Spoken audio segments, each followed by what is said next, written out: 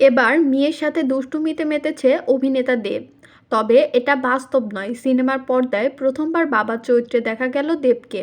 পর্দায় তাকে এমন একজন যত্নশীল বাবা হিসেবে দেখে ভক্তদের মন ছুঁয়ে গেছে। অনেকেই কমেন্টে লিখেছে, তুমি বাস্তব জীবনেও নিশ্চয়ই খুব ভালো বাবা হতে পারবে। কেউ আবার মজা করে বলেছে, তুমি যে কেন এখনো বিয়ে করছো না সেটা সত্যিই বুঝতে পারছি না। আবার কারো মন্তব্য, সিনেমায় তোমাকে বাবা হিসেবে দেখে সত্যিই ভালো লাগলো। এমনকি কেউ কেউ রুক্মিণীকে নিয়েও মন্তব্য করেছে, বলেছে দেব যেহেতু বিয়ে করার প্ল্যান নেই তাহলে রুক্মিণীর উচিত অন্য কাউকে বিয়ে করে নেওয়া। তো বন্ধুরা, আপনাদের কেমন লাগলো সিনেমাতে দেবকে বাবা হিসেবে দেখে? কমেন্টে জানাতে ভুলবেন না। আর ভিডিওটি ভালো লাগলে লাইক, কমেন্ট ও শেয়ার করে পাশে থাকবেন।